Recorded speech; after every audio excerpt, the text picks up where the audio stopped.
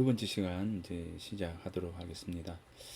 앞선 시간에 이 양동마을 그리고 양동마을 출신의 이제 선비들이 지니고 있는 그 한국 유학사에 있어서의 위치에 대해서 말씀을 드렸습니다. 동방오연인 회제 이현적 선생을 비롯해서 그의 외삼촌인 우제 손중돈생, 이 우제 손중돈생의 경우에는 이제 상주 목사를 지냈는데 청백리로 대단했습니다. 이제 그래서 지금 우리 대학의 요 앞부분 그 형산강 가에 보면 동강서원이 있는데 이제 이 동강서원에 이 우제 손중돈 선생을 배양을 하고 있습니다. 그래서 이제 우제 손중돈 그 해제 이연적이라고 하는 이 두 분이 사셨고 태어나셨고, 그 다음에 이제 양민공 손소 선생께서 바로 이곳에서 이 두 분을 기르고 학문을 하도록 뒷바라지를 했습니다. 그리고 이제 그 양민공 선소의 경우에는 앞 시간에 말씀을 드렸던 것처럼 전필제 김정직이라고 하는 그 학자와 대학자와 같은 같은 시기에 과거에 급제한 이제 그런 인물이다라고 말씀을 드렸습니다. 그래서 그러니 이제 이 양민공 선서라든가 우제 손중돈이라든가 해제 이연적 이분들이 바로 이 양동 마을에서 계셨기 때문에 이 양동 마을과 이 옥산 마을이죠. 양동과 옥산이라고 하는 이 마을에 많은 선비들이 이제 찾아오게 됩니다. 지난해 이제 외부자의 시선에서 이제 양동과 옥산을 바라보자라고 하는 그런 관점에서 제가 논문도 발표를 하고 또 글도 쓰고 했었지만 그런 측면에서 놓고 본다면 태계 이황 선생이라든가 서예 유성룡 선생이라든가 그죠, 오성과 한음으로 유명한 이제 이덕형이라고 하는 이제 이런 분들이라든가 그 다음에 여흔 장흥강 선생이라든가 오성 그러니까 우리 책에 인데 오봉 이제 이호민이라든가 유천 한중겸이라든가 노계 박일로 뭐 이런 어떤 분들이 이 양동 마을을 찾아와서 해제 선생을 기리고 또 해제 선생의 자취를 걸어가보는 자취를 따라서 거닐면서 시를 남기고 또 글을 남기고 또 가사 노래를 이제 짓게 됩니다. 자, 그래서 이제 뭐 어찌 보면 우리가 요즘 이제 관광이라고 하는 문화관광이라고 하는 어떤 측면들이 과거의 선비들이 이곳에 오는 선비들이 이제 찾았던 것처럼 우리들이 이제 찾아가는 어떤 부분에서는 그리고 이제 이런 비슷한 맥락이겠죠. 자, 동학 이한울 선생의 경우에도 이제 경주 부윤으로 와서 맨 처음 오자마자 바로 이 옥산 서원을 이제 들러서 서원에 이제 그 알묘를 하게 됩니다. 이제 그러니 과거에 이제 경상도 관철사라든가 경주 부윤이라든가 이런 인물들이 그 부임하게 되면 바로 옥산 서원에 와서 알묘를 하고 이제 이분 그 해제 선생을 기리는 모습들을 이제 자주 보게 됩니다. 이제 옥산 서원에 알묘를 한 이제 부분 이제 그거를 이제 옥산 서원을 방문한 인물들을 적어놓은 이 문헌이 바로 그 뭡니까? 갑자기 생각이 안. 제가 작년에 이제 번역이 된 건데 시문록입니다. 이 시문록.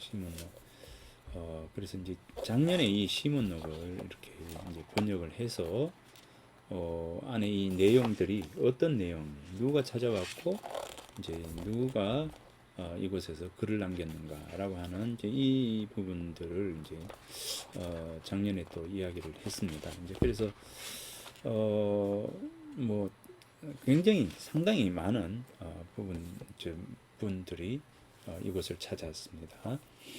자, 그러면 이제 해제 이현적 선생을 잠깐 이제 살펴보도록 하겠습니다. 해제 이현적, 이제 1491년에 이제 태어나셨으니까, 이 태계 선생이 1501년에 태어났거든요. 이제 그러니까 태계 선생과 이 해제 선생은 10년의 차이가 나게 됩니다. 해제 선생은 그 여강 이 본관이고 자가 복고입니다. 복고이고 호는 해제, 그죠? 자계옹, 자계 이제 옥산 마을에 그 마을에 흐르는 냇물이 이제 자계천이잖아요. 자계입니다. 그래서 옥산을 굉장히 좋아했던 인물이 바로 이제 회제이고, 40살 여기 이제 기말로의 등용을 반대하다가 이제 관직을 이제 그만두고 경주 이제 자옥산에 직거를 해서 성리학 연구에 이제 몰두를 하게 되는데, 이때가 이제 40살 되던 시점입니다. 그래서 이제 요 이후에 이제 한 7년 있다가 다시 그 서울로 올라가게 됩니다.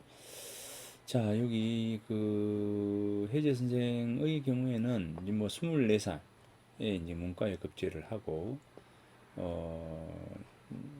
이제 나중에 그 63세로 이제 삶을 마치게 됩니다.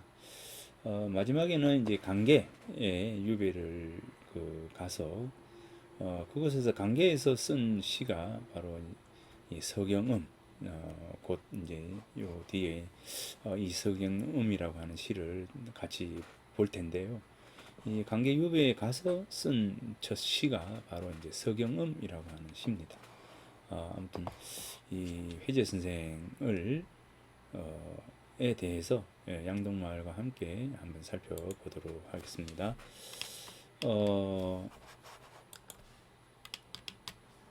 자, 이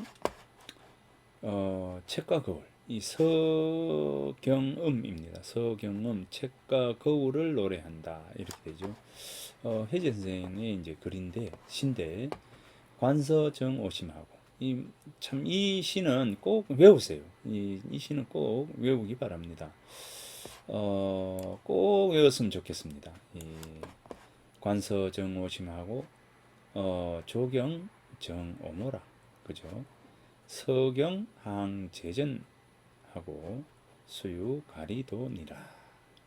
뭐 간단합니다. 이게 아주 간단한데 제가 이제 그 수업 시간에 외우라고 하는 시, 꼭 읽어라, 외워라라고 하는 시가 이제 몇몇 시가 있는데, 그런 시들은 외우는 게 참 좋습니다.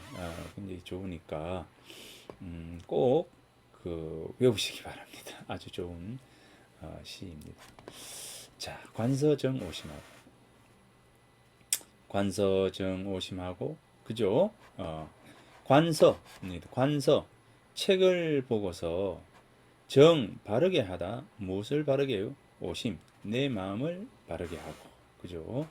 책을 보면서 내 마음을 바르게 하고, 자, 그 다음에 조경, 정오모라, 그죠?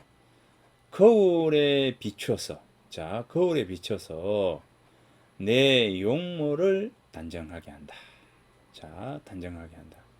이 책은 내 마음을 수양하는 것이고, 그죠? 책은 내 마음을 수양하는 것이고, 거울이라고 하는 것은 내 외면을, 내 용모를 단정하게 하는 것이다, 라고 하는 겁니다. 그러니 이제 서경항제전하야, 책과 거울을 항상 뭡니까?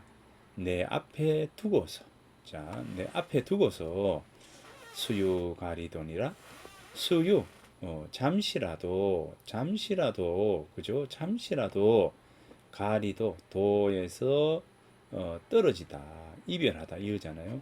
잠시라도 수유, 잠시라도 도에서 떨어지겠는가 이겁니다. 모름지기 수 이게 나오죠. 이제 모름지기 잠시 뭐뭐 하겠는가 이렇게 되겠죠. 수가 나오면 모름지기 이다 이렇게 이제 서술어가 맞춰지는 게 아니잖아요. 그러니까 모름지기 뭐뭐 할 거다, 뭐뭐 하겠는가 이렇게 나와야 되겠죠. 이제 그러니까 여기서 수유가 나오면 모름지기 잠시라도 도에서 떨어지지 않겠노라 이렇게 이제 해석이 될 겁니다.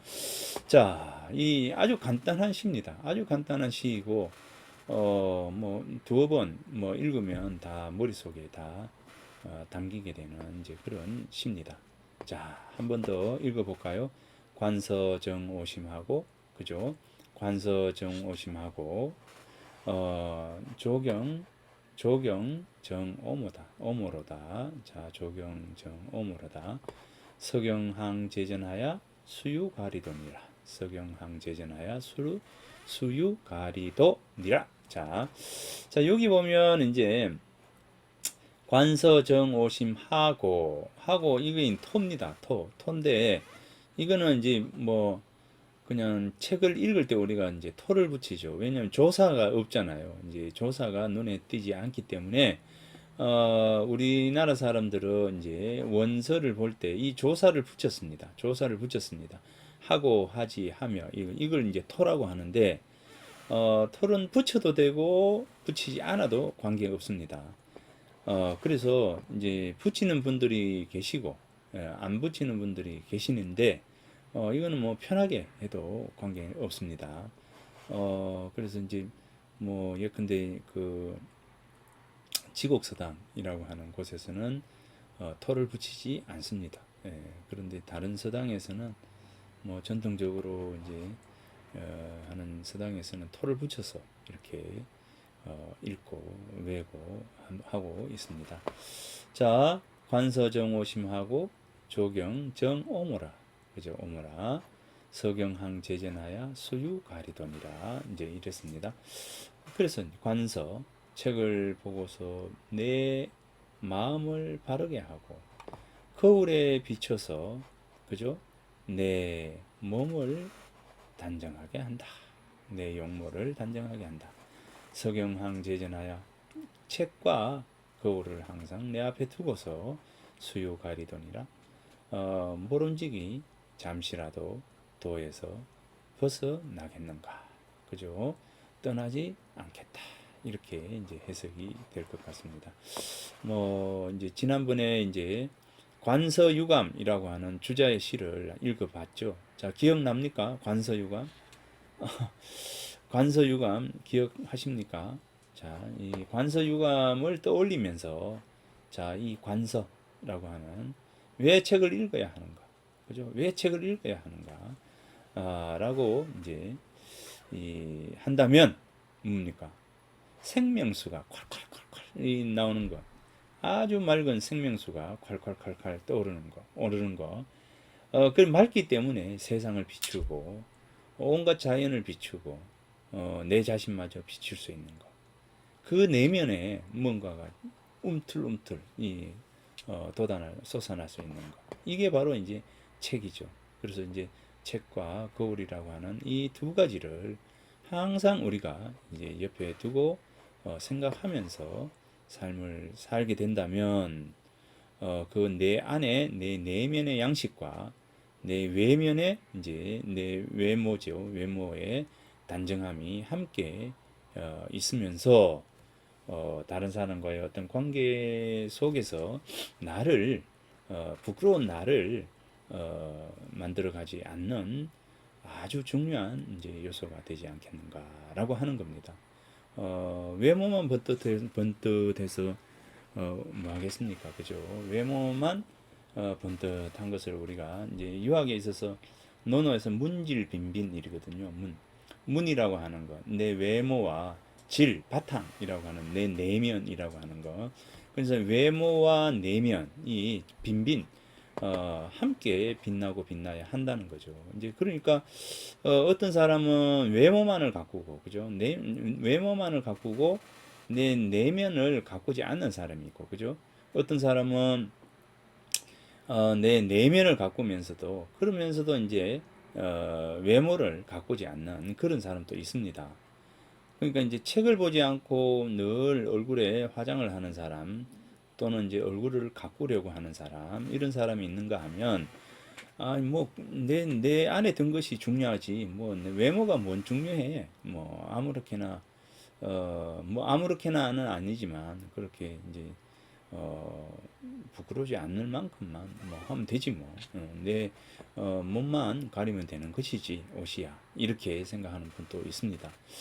그런데 이제 유학에 있어서는 단정하게 외모를 단정하게 하고 항상 이제 내 내면을 수양해 나가는 이 양쪽이 함께 다 갖추어져 있어야 한다라고 했습니다. 그래서 내면을 가꾸면서 내면을 수양하면서 외모를 가꾸지 않는 사람 이런 사람을 우리는 촌스럽다 이렇게 이야기를 하고요. 유학에서 논어에서 촌스럽다 이렇게 이야기를 공작해서 촌스럽다 이야기를 했고 내면을 가꾸지 않고 외모만을 가꾸는 사람을 역사사자에서 사라고 해서 뭐 사치스러운 거, 뭐 이렇게 이제 이야기를 했습니다. 이제 그러니 그런 어떤 부분에서 놓고 본다면 결국 이 내면과 외양을 함께 가꾸어 가는 것이 중요하다. 그러면 내 내면과 내 외모를 가꾸어 가는데 가장 중요한 것은 뭐냐? 결국은 뭡니까? 책과 거울이다. 이제 그래서 여러분들은 거울만 들고 다니지 말고 책을 들고 다니시고 책만 읽으면서 그냥 대충 하시지 말고 책을 읽으면서 거울을 보며 외모를 가꾸는 그런 분들이 되었으면 좋겠습니다. 자, 혜지 선생이 45, 45년, 요 45세죠.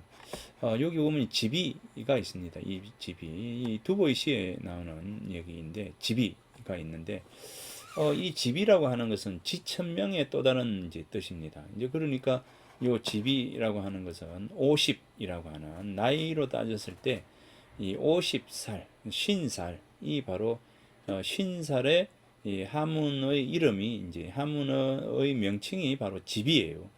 또 집이는 뭡니까? 지천명과 똑같은 이제 그런 뜻입니다. 그러니까 요거는 뭐냐면 50살에 노래한다, 읊다라고 해석해도 되고 원래 이제 이 뜻이 뭐냐면 지비 알겠노라, 이제 알겠네.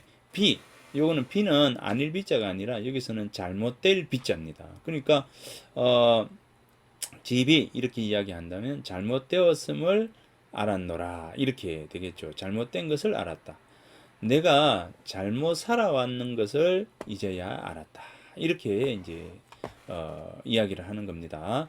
자, 그러면은 이제 우리가 논어에 보면 논어 위정편에 그 공자께서 15, 15살에 이제 학문의 뜻을 두고 30에 학문의 립, 이제 학문이 반듯하게 바로 서고 40에 이제 뭐라 했습니까? 불호이라고 했고 50살에 50에 뭡니까? 지천명이라고 했고 50 지천명이라고 했고 60에 이순이라고 했고 70에 종심소욕 불류구 즉 마음먹은 대로 막 행동을 해도 법도에 어긋나지 않은 그러니까 이 거침없이 행동을 한다 해도 법도 예의에 어긋나지 않았다는 거죠. 이제 그렇게 해서 15살에 취할 행동 모습들 30살의 모습, 40살의 모습, 50살의 모습, 60살의 모습, 70살의 모습 이렇게 우리가 삶을 살아가면서의 모습들이 있다는 것이죠. 그러죠? 그러니까 이제 여기 보면 이제 50살, 50살, 50살의 지천명이라고 이야기를 했거든요. 그러면은 지천명은 천명을 알아라. 즉 네가 왜 태어났는지를 알아라. 알아야 한다라고 하는 게 최소한 우리가 50이 되면 50살이 되면 그 나이 값을 해야 되는데 그 나이 값이 뭐냐면 50살 정도가 되면 무엇을 하러 이 세상에 태어났는지에 대한 부분들을 최소한 그 정도는 알아야 된다라고 하는. 그러니까 내가 태어난 이유, 내가 존재하는 이유, 그죠? 내가 삶을 살아가는 이유에 대해서 50살 정도 되면 한번 알아야 된다라고 하는 것이고, 또 하필이면 이 50살이 되어서 왜 지천이라고 했을까? 지천이라고 한다면, 지천명이라고 한다면 뭡니까? 20살이 되는 시점에 천명을 알아서 내가 내 삶의 존재 이유에 대한 부분들을 알고 그렇게 나아가야 될 텐데, 왜 하필이면 50살이 되어서 이것을 이야기할까? 자, 100년을 기준으로 했을 때 50년이 반이잖아요. 이제 그러니까 이 50살에 지금까지 내 삶을 점검하고 앞으로 살아야 될 시간들에 대해서 내가 어떻게 살아야 될 것인지든 재정립의 기간이 바로 50살 즈음이다. 이렇게 보는 것이죠. 그래서 50살 정도 되면 내 삶을 어떻게 해요? 한번 반추하고 앞으로 놓여진 내 삶을 어떻게 살아가야 될 것인지에 대해서 제2의 인생이라고 할 수가 있는 부분들입니다. 그래서 제2의 인생이라고 하는 부분들을 설계해 나가는 시점이 바로 50을 기준으로 한 시점이다라고 볼 수가 있을 것 같습니다. 그래서 이제 이 회재 선생이 바로 이 지비음이라고 하는 시를 지은 시점이 바로 이제 45살 되는 시점입니다. 이때 아까 이야기했던 김알로라고 하는 인물에 의해서 부득이하게 어려움을 겪게 되고, 이런 어려움 속에서 내가 벼슬을 해서 뭐 하겠느냐라고 해서 과감히 벼슬을 내버리고 고향으로 돌아오게 됩니다. 이제 고향으로 돌아와서 경주인 고향으로 돌아와서 혜진 선생이 늘 그리던 이제 좋아했던 바로 이제 이 옥산 이 마을에 가서 동락당을 짓고, 물론 이제 그 전에는 영락제라고 해서 작은 집이 있었는데 그 영락제를 수리를 해서 동락당이라고 이름을 하고 바로 여기에서 머물게 됩니다. 이제 그러니까 이 45살 시점은 동락당에 머물 때이다라고 하는 겁니다. 그래서 이제 동락당에 머물면서 쓴 시가 바로 이 지비음이다. 이렇게 이야기할 수 있고요. 요 서경음이라고 하는 것은 강계 유배를 가게 됩니다. 이 47살에 혜재 선생이 다시 이 복귀를 하게 됩니다. 이제 정계에 복귀를 하게 되고, 그리고 이제 그 60이 넘었죠. 63살의 나이로 이제 세상을 떠나게 되는데, 1547년이니까 근년세로 따졌을 때는 57, 57, 8쯤 될 것 같습니다. 자, 그 나이에 바로 강계로 유배를 가게 되고, 이 강계에서 가서 쓴 시가 바로 이 서경음입니다. 강계에 도착을 해서 쓴 시가 바로 이 서경음입니다. 그러니까 가장 흐트러지기 쉽고 이제 그런 시점에 이 서경음이라고 하는 시를 통해서 스스로의 마음과 마음을 다짐하는, 새롭게 점검하는 이제 그런 시점입니다. 그러니까 요 지비음은 그 45살에 쓴 시고, 요 서경음은 67살 즈음에 쓴 시가 바로 서경음입니다. 자, 그러면 요게 금화행년 미 50한데 이지 45년 비로다. 그죠? 지금 내가 행년, 지나간 해가, 내가 살았는 날, 횟수가 50이 채 되지 않았는데, 미 50입니다. 그러니까, 지금 내가 살았는 날이 50이 되지 않았는데, 이미 나는 알았구나. 나는 알았다. 뭡니까? 이미 알았다. 무엇을 알았느냐 하면, 45년의 삶이 잘못되었다는 것을 존심강루한 사려하고, 그죠? 이 존심이라고 하는 것은 늘 내가 바르게 살아야 되겠다라고 하는 항심, 늘 한결같은 마음을 지니고 있는 거죠. 그래서 이제 이 존심이라고 하는 것이 한사려, 한가로울 한자, 생각사자, 생각여자입니다. 한가로운 생각, 그러니까 이제 편안한 생각이죠. 편안한 생각입니다. 이 존심이라고 하는 이 굳은 마음이 이 한사려라고 하는 이 한사려에 의해서 강루 이렇게 됩니다. 이게 뭐 더럽혀졌다 뭐 이렇게까지는 이제 번역을 하자니 이제 그렇는데, 이 아무튼 이 존심을 유지해야 되는데 편안히 있고자 하는 이 마음이 이 존심을 이렇게 방해하는 거죠. 그 시점, 그 시점입니다. 그래서 존심강루한 사려, 그죠? 이 한가로운 생각이 존심을 방해한다 이겁니다. 방해하였으니 채도 않는 관 현미로다. 자, 현미, 드러날 현자와 은미할 미자, 잘 보이지 않는 그것이 미죠. 미세한, 그죠? 미세하다라고 할 때 아주 이제 그런 상태입니다. 그래서 현과 미를 꿰뚫는 거죠. 어찌 능히, 그죠? 드러나고 숨는 것을 꿰뚫겠는가. 그리고 이 앞에 이제 채도가 나옵니다. 자, 그래서 이제 이 채도. 자, 그러면 이제 해석을 이제 이렇게 하죠. 어찌 능히, 그죠? 드러나고 숨는 것을 꿰뚫어서 도를 체득할 수가 있겠는가. 이겁니다. 그래서 강루, 이제 한사려, 이 생각을 편안하게 하는 것이, 그것이 이제 존심을 어지럽히니까, 그죠? 그러니까 이제, 이 어찌 능히 현과 미를 관통해서 도를 체득을 할 수가 있으랴.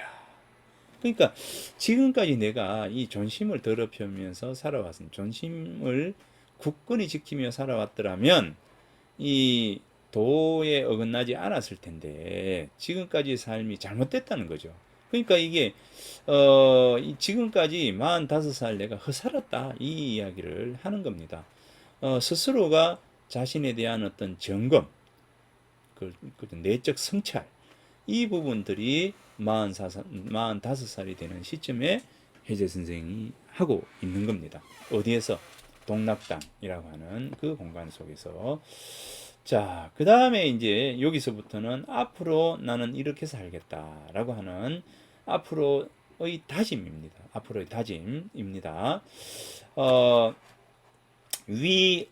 의를 행하고 또 인을 행하고 하는 것을 어떻게 해요?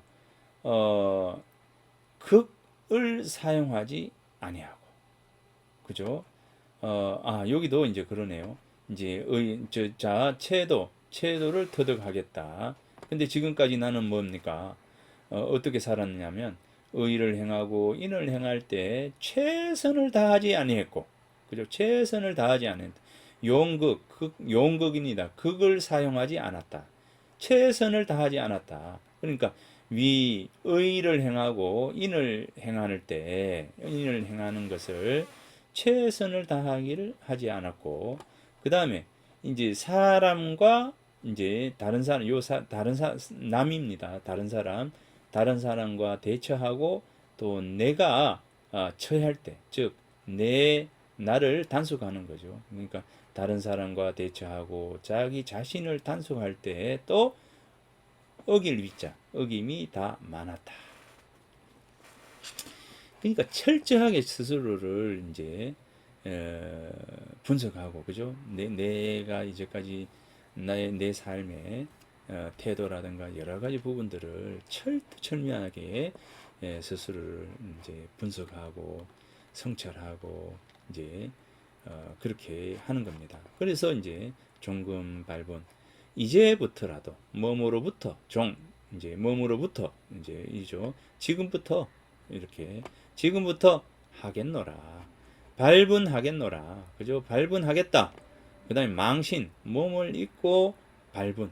이제 이 최선을 다하겠다. 이제 늙어 죽을 때까지 최선을 다하겠다.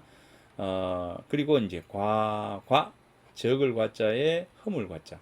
허물을 적게 해서 허물을 줄여서 적게 해서 오직 뭡니까? 허물을 적게 하면서 오직 생각하겠노라. 뭘 생각하겠냐면 선철이 누구냐면 바로 공자, 안자, 주자 뭐 이런 인물입니다. 이 성인들, 현인들 이 선철이 하고자 했던 바죠. 하고자 했던 발할 희자잖아요. 하고자 했던 것을 생각하겠노라. 뭘 하고자 했을까요? 주자가 하고자 했던 것, 공자가 하고자 했던 것, 안자가 하고자 했던 것. 그죠? 이제 결국 이제 안현의 경우에는 뭡니까? 이 호학을 이제 학문하기를 좋아했는데 안현이 학문하기를 좋아하면서 했던 행동 중에 하나가 뭐냐면 첫 번째 불천노, 노여움을 옮기지 아니하고 그 다음에 불이과, 잘못을 두 번 반복하지 않는 것 이런 겁니다. 이제 그러니까 이런 어떤 안연의 행동처럼 결국 이 자신의 어떤 삶의 선철이 이전에 현인들이 이전에 성인들이 무엇을 추구하였는지를 한번 생각해 보면서 내가 앞으로의 삶에 대한 부분들을 이제 설계해 나가는 모습입니다. 이제 그러니까 철저하게 자기 자신을 점검하는 거죠. 반성하고 점검하고 그러니까 분석해서 반성하고 점검하고 성찰해서 앞으로 이러한 방향으로 나아가겠다. 이러한 삶을 살겠다라고 하는 설계, 계획까지가 바로 이 지비움에 담겨 있는 겁니다. 그래서 이제 45살이 되던 시점에 해제 선생이 바로 이 지비음을 적었는데, 저의 경우에는 이 지비음을 언제 읽었느냐면 39에 이제 읽었거든요. 39에 읽으면서 이 선인들이 해제 선생이 이 45살에 이 지비음을 했구나. 그렇게 이제 생각을 했죠. 그러고는 이제 그냥 그래 했구나 라고만 생각했습니다. 했는데 저도 이제 47이 되는 나이에 이 지비음을 다시 보게 되었습니다. 이 양동문화연구소 라고 하는 것을 운영을 하고 이제 연구소를 이제 하면서 이제 학술 회의도 개최하고 하면서 해제 선생의 이 지비음을 47에 다시 읽으면서 저를 한 번 더 돌아보고요. 그래서 이제 그때부터 제가 다시 이제 한 게 있습니다. 뭐냐면 논어를 다시 쓰기 시작했습니다. 다시 읽기 시작했습니다. 그래서 47의 논어를 다시 읽기 시작하면서 그때부터 이제 칼럼을 쓰기 시작해서 지금도 쭉 쓰고 있습니다. 아무튼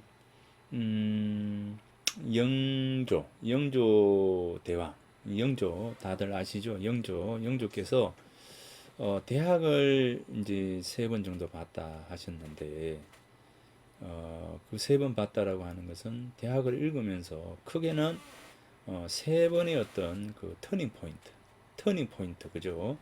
이 변곡점, 이 터닝 포인트가 있었다는 거죠. 제 같은 경우에는 이 터닝 포인트가 47이었던 것 같고요. 그 앞에 터닝 포인트는 이제 39이 터닝 포인트였던 것 같습니다.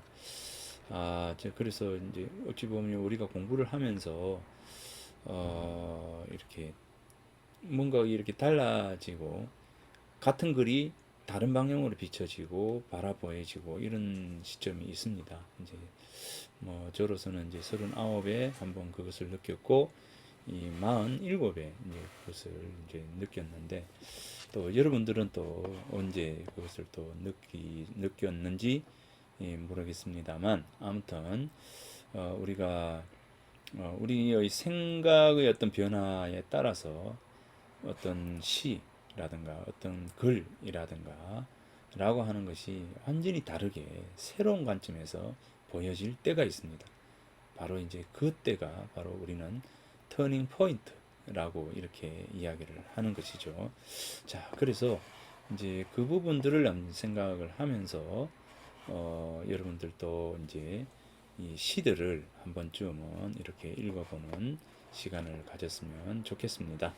자, 그래서 이제 오늘 굉장히 중요한 시를 이제 이 말씀을 드렸습니다. 자, 그래, 요 시들을 생각하면서, 자, 이들을 생각하면서, 여러분들이 그 양동이라고 하는 회제 이현주 선생이라고 하는 이분을 한번 생각해 보는 기회를 가졌으면 좋겠습니다.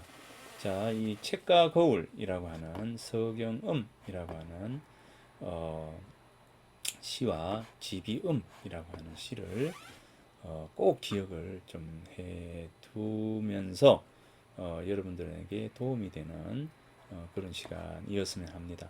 이 5주차 많은 이야기들을 하지만 다른 건 기억을 하나도 안 해도 되지만 요 서경음과 지비음이라고 하는 이 시는 꼭 기억을 해서 몇 번이고 쓰면서 이 시를 생각하는 그런 기회를 가졌으면 좋겠다라고 하는 마음입니다. 꼭 좀 한번 실천을 한번 해보기 바랍니다. 자, 한 번 더 읽어볼게요. 관서정오심하고 조경 정오모로다 서경항 제전하야 수유 가리돈이라 이렇습니다. 수유 가리돈이라. 그 다음에 이제 금화 행년 미 50한데 이지 45년 비로다 각시 존심 강루 한 사례하고 채도 안능 관 현미로다 위인 위미 불용극한데 처인 척이 우다위로다 정금 밟은 망신노 하야 과과 유사 선철희로다 이랬습니다. 자, 이거 이제 꼭 이제 쓰는 거, 그죠? 쓰면서 이 시들을 한번 생각하고 또 머릿속에 또 외울 수 있으면 또 외웠으면 좋겠습니다. 자, 그러면 다음 시를 한번 볼까요? 다음에 글을 한번 보겠습니다. 자, 여기에서 이제 이게 굉장히 어려운 부분인데, 자, 이 선비들의 시, 회제 이현적 선생의 시가 바로 이렇잖아요. 이제 이런데 이 시를 읽으면서 어떤 생각을 하셨습니까? 그죠? 이 한시가 가지고 있는 여러 가지 중에서 우리가 놓치지 않아야 될 것은 바로 마음의 수양입니다. 마음의 수양. 시가 가지고 있는 모든 시들이 한시들이 가지고 있는 궁극적 지향점은 뭐냐면 시를 통해서 나를 변화시키는 겁니다. 그것이 성경론이든 그것이 천기론이든 뭐 그것은 뭐 관계가 없고요. 예, 이게 시가 지향하는 지향점은 결국 수양에 있습니다. 예, 그러면 무엇을 수양할 거냐라고 하는 것이죠. 해제 이현적 선생의 서경음의 지향점은 어디에 있습니까? 결국은 요거예요. 복기초. 그 처음을 회복해라 라고 하는 부분입니다. 이 처음이라고 하는 게 뭘까요? 이 초라고 하는 이 처음이 뭔지, 처음이 뭘까요? 그죠? 이 처음이 뭘까? 그리고 그 처음을 회복해라 라고 하거든요. 처음으로 돌아가라 라고 하는 거죠. 우리들에게 있어서 처음이 뭐죠? 그것은 바로 요공인 거죠. 본성에 대한 부분. 여기 다시 보면, 여기 보면 천명 지위 성이요 이렇게 했습니다. 하늘이 명령한다 이렇게 되죠. 하늘이 명령한다 이겁니다. 그러니까 하늘이 명령을 해요. 우리들한테. 하늘이 우리한테 줍니다. 자, 그러니까 우리가 50 정도 되면은 뭘 해야 되느냐? 바로 이 지천명을 해야 된다 하잖아요. 천명, 하늘이 명령한 그 명령을 우리는 알아야 된다라고 하는 거죠. 내가 왜 태어났는가에 대한 부분들입니다. 존재의 의미이죠. 그러니까 누구나 다는 전부 모든 사람들은 이 천명이 있다는 겁니다. 존재의 의미가 있다는 거죠. 그냥 뭐 대충 살다가 가기 위해서 태어난 건 아니라는 거죠. 뭔가 의미를 가지고 우리는 삶을 태어나게 된다라고 하는 겁니다. 그 태어난 의미들을 우리는 뭐냐면 본성이다라고 하는 거죠. 내가 받은 것은 본성이고 하늘이 준 것은 천명입니다. 그죠? 그러니까 이 본성과 천명은 같은 말이죠. 같은 말입니다. 천명과 본성은 여기에서는 성은 내가 받은 것이고 천명이라고 하는 것은 하늘이 준 겁니다. 그러니까 이제 이거는 같아요. 이제 같은 거를 다른 방향에서 바라본 것이죠. 자, 그래서 그 다음에 이제 솔성, 성을 따르는 겁니다. 천명이 곧 성이라고 했잖아요. 본성이라 했잖아요. 그러면은 이제 성을 따르는 것을 뭐라고 하느냐면 바로 도다 이렇게 이야기하는 거죠. 그러니까 이 도나 성이나 천명이나 같은 이야기입니다. 같은 거다라고 볼 수 있습니다. 그러니까 이제 우리가 이렇게 도를 아십니까? 이렇게 하잖아요. 지천명 이게 바로 같은 거죠. 그런데 우리는 이 도에 가까이 가기 위한 끊임없는 노력을 해야 된다라고 하는 거죠. 그게 바로 수도입니다. 수도. 열심히 하기 시습지면 불력 여로와 유붕이 자원 방례하니 불력 낙호와 인부지불원하니 불력 군자호와 이렇게. 그러니까 우리는 내가 공부하는 것을 하기 시습 학습을 통해서 끊임없이 나를 수양하기 위한 노력을 하는 거죠. 하기 시습 배우고 시습 때에 맞춰서 계속적으로 대세김질 하듯이 공부하는 거, 공부하는 거, 학습하는 거요. 이 학습하는 것을 뭐라고 했느냐면 하기 시습지 불력 열호와 기쁘다 이렇게 했죠. 자열. 내 내적 기쁨이 일어나는 거죠. 이게 이제 말씀 설이지만 요게 기쁠 열이요. 자, 기쁠 열이 됩니다. 열 하면은 자열입니다. 자열. 자기 스스로 기뻐하는 겁니다. 내적인 기쁨, 내 내면에서 일어나는 즐거움, 기쁨입니다.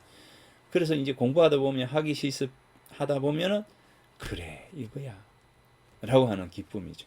이게 자열입니다.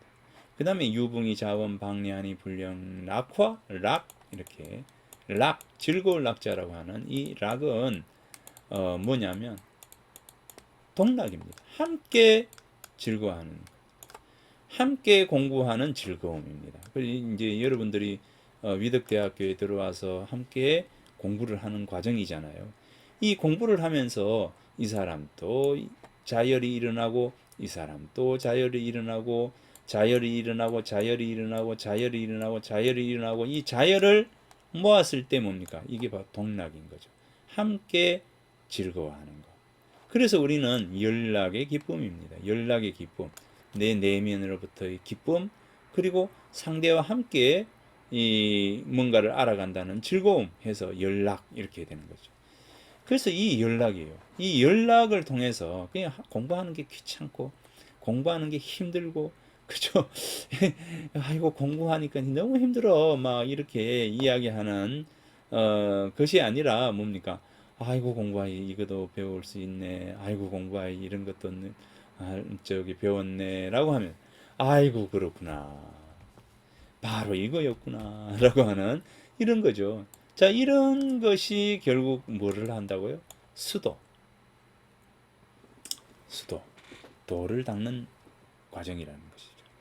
자, 그래서 여기에서 이제 본다면 결국 이 복기초라고 하는 이 논어에서 인성은 개선하여 이 가규 선우하니 후각자는 필요 성각지 소위라야 내가이 명선이 복기초라 이랬습니다. 인성은 개선하여 모든 사람의 본성이라고 하는 것은 사람의 본성이라고 하는 것은 개선 모든 사람들이 선하다는 거죠. 모든 사람들이 선한데 다만 뭡니까? 각 깨달음에는 선과 후가 있습니다. 그죠? 어떤 사람은 일찍 깨닫고 어떤 사람은 늦게 깨닫는 거죠. 그죠? 어떤 사람은 늦게 깨닫고 어떤 사람은 일찍 깨달아요. 그래서 그거를 우리는 선각자 이렇게 하죠. 먼저 깨달은 사람. 자, 유학에서 생이지지자. 유학에서는 사람을 4등분으로 나누죠. 4등으로 나누죠. 생이지지. 나면서부터 안 사람. 생이지지. 그죠? 그 다음에 생이지지자. 이렇게 하겠죠. 태어나면서부터 아는 사람. 그 다음에 뭡니까? 학. 배워서 학이 지지자. 배워서 안 사람. 지지자. 자, 배워서 안 사람. 그 다음에 뭡니까? 고니 학지자. 괴롭더라도 힘들더라도 뭡니까? 공부하려고 하는 사람. 고니 학지자. 좀 힘들더라도 뭡니까? 공부하는 사람입니다. 고니 학지자. 맨 아래가 뭡니까? 고니